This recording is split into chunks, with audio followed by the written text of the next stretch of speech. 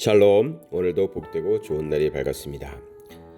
오늘 말씀 함께 하심으로 우리가 살아가면서 주의 말씀이 우리의 삶에 가장 큰 힘을 주고 또 인도자가 되어서 말씀대로 살아가는 진정한 하나님의 자녀들, 하나님의 사람들 되시기 바랍니다.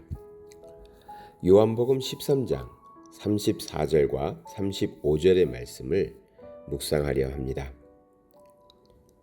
새 계명을 너희에게 주노니 서로 사랑하라.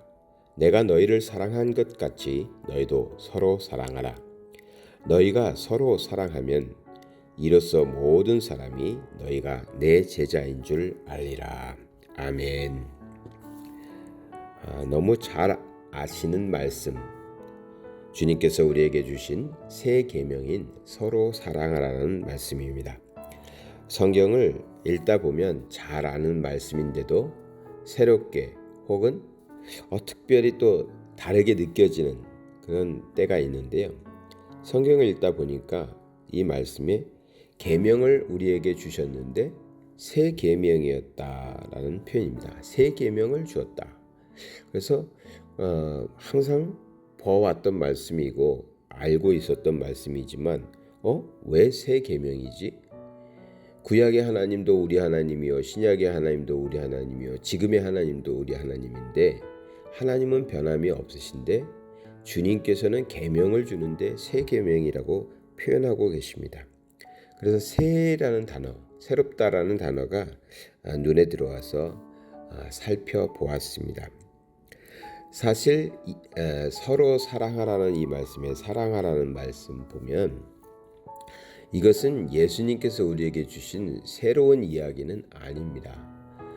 구약 성경에도 사랑, 이웃 사랑에 대해서는 말하고 있습니다. 레위기 19장 18절에도 보면 이웃 사랑하기를 내 몸과 같이 하라 이런 말씀이 나옵니다. 그러니까 구약에도 이미 이웃 사랑에 대해서는 하나님께서 우리에게 계명으로 주고 계십니다.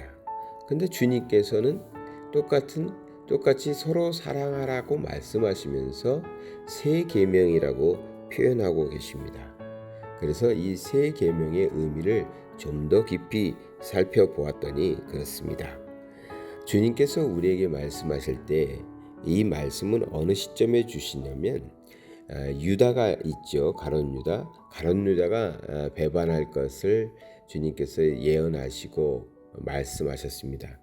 그리고 유다가 밖으로 나갔습니다. 제자들과 있던 자리에서 이제 밖으로 나갔는데 그리고 난 다음에 주님께서 남은 제자들과 있으실 때에 주신 말씀이 새 계명입니다. 너희가 서로 사랑하라. 이 말씀을 하시면서요. 무슨 뜻이냐면 가룟 유다는 예수님을 판자가 되어서 결국 하나님의 자녀의 반열이라고 할 수 없겠죠. 그런데 그가 밖으로 나가자 남은 제자들에게 너희가 서로 사랑해야 된다라고 말씀하시면서 이것은 새 계명이다라고 표현하고 계신 겁니다. 그래서 구약의 이웃사랑과 지금 주님이 말씀하시는 서로 사랑하라는 것에는 같은 의미도 있지만 다른 부분도 있다라는 것입니다. 구약에서 이웃을 사랑해야 되는 이유는 이것입니다. 하나님께서 인류를 창조하실 때 한 사람 아담을 통해서 인류를 창조하시죠. 그래서 우리는 사실은 다 혈통적으로 볼 때 한 가족입니다. 남이 아니라는 거죠. 그래서 이웃이 남이 아니라 다 한 가족이니까 우리는 서로 사랑하면서 이웃을 사랑하면서 살아야 될 의무가 있습니다. 그러나 지금 예수님께서 말씀하시는 서로 사랑하라.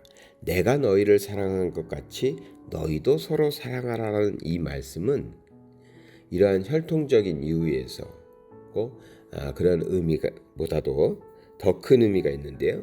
이것은 우리가 하나님 안에서 믿음 안에서 한 가족이 된 겁니다. 지금 이 말은 뭐냐면 예수님을 통하여 우리가 구원받지 않습니까? 예수님을 통해서 구원받은 한 가족이 되는 거죠. 그래서 그 길을 걸어갈 우리들은 이제 앞으로 고난도 받게 되고 힘든 역경의 길을 갈 텐데, 우리가 서로 사랑하면서 섬기면서 살아가면서 주님께서 우리를 위하여 목숨을 내걸고 목숨을 주시기까지 하시면서 우리를 인류를 구원하시기 위해서 사랑하신 것 같이 우리도 주님께서 하신 그 일을 위하여 우리도 서로에게 그러한 사랑을 해야 된다는 것입니다. 그러니 여기서 말하는 새 계명은 그저 이웃사랑이라는 단순한 이야기로 이웃이 어려움이 있으면 좀 도와주고 배고프면 좀 먹을 걸 주고 이 정도의 계명은 절대 아닌 것입니다. 아주 더 깊은 계명이고 더 무거운 사랑, 더 깊은 사랑을 말한다고 할 것입니다. 35절에는 너희가 서로 사랑하면 이로써 모든 사람이 너희가 내 제자인 줄 알리라 했습니다. 여기서 안다, 세상이 알게 될 것이다 라는 표현을 합니다. 이 안다는 표현, 세상이 알게 된다는 의미가 무엇이냐면, 첫째는 우리가 제자인 것이 드러난다. 우리가 주님의 사람들이라는 것을 세상이 알게 된다는 것입니다. 저들은 저렇게까지 서로 사랑하는 거 보니까, 그 저렇게까지는 어디까지입니까? 주님께서 목숨으로 사랑하셨던 것처럼 우리도 그 사랑을 배워서 주님처럼 서로 사랑하는 거니까요. 그래서 성도 간의 사랑은 그냥 이웃사랑 정도의 개념이 결코 아닙니다. 주님이 나를 위하여 십자가에서 죽으신 것, 그것을 절실히 느끼는 사람은 이제 그 사랑으로 하나된, 가족된 이 하나님의 사람들 간의 사랑이 보통의 사랑이 아니라는 거죠. 그래서 그 사랑을 하니까 세상 사람들이 그렇게 사랑하는 사람들을 보면서 저들은 주님의 제자이구나, 이것을 알게 된다는 의미입니다. 두 번째는요, 그것을 통해서, 그렇게 사랑하는 모습을 통해서 전도가 된다. 다른 사람들에게 이것이 참 사랑이구나, 저들이 하는 사랑을 보니까 저 사랑이 참 사랑이구나, 그것을 알게 되고 그들도, 세상 사람들도 주님을 따르게 되는 전도의 일이 된다. 그런 의미에서 알리라, 안다라고 표현하고 있는 것입니다. 그래서 주님은 우리에게 그러한 목적으로 너희가 서로 사랑해야 된다. 그 사랑은 그저 이웃사랑의 수준이 아니라 어떻게 해요? 내가 너희를 사랑한 것 같이 너희도 사랑해야 한다라고 말씀하고 계시는 겁니다. 요한복음 14장 21절에 보면 나의 계명을 지키는 자라야 나를 사랑하는 자니 나를 사랑하는 자는 내 아버지께 사랑을 받을 것이요 나도 그를 사랑하여 그에게 나를 나타내리라 했습니다. 나의 계명을 지키는 자라야 나를 사랑하는 자다 했습니다. 주님께서 새 계명을 주시고 그 계명을 지키는 자가 나를 사랑하는 자고, 그렇게 내 계명을 지키는 자를 하나님께서는 사랑하시고 하나님께서는 그에게 나타나신다. 이 나타나신다는 의미는 너무 중요합니다.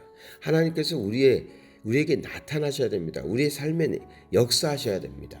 그래야 우리가 믿는 자들이요 하나님의 능력으로 살 수 있습니다. 그 누구에게? 나의 계명을 지키는 자에게. 그 계명은 서로 사랑하는 것이고요.